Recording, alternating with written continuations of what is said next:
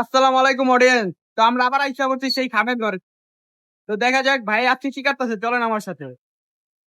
আসসালামু আলাইকুম ভাই। ওয়ালাইকুম আসসালাম। ভাই আজকে এটা কি কাটতেছেন ভাই? এটা নতুন দেখা ভাই যাইতেছে।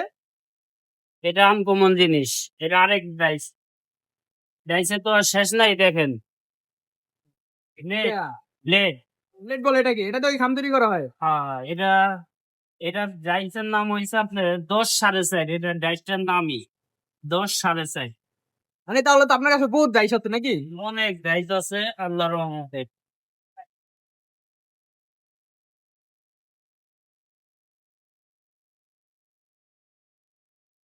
আপনার তো বেশিরভাগ হাসপাতালের খাম তৈরি করা হয় নাকি? হাসপাতালের এটা এই খামটা আবার অন্য।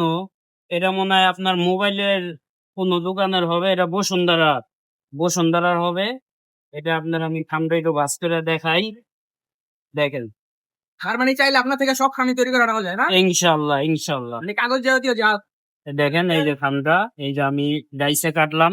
এই কাগজটা আপনার এই যে সাদা ছিল প্লাস ডাইসের মাধ্যমে চাপ দিয়ে এই মালটা কাটা হচ্ছে।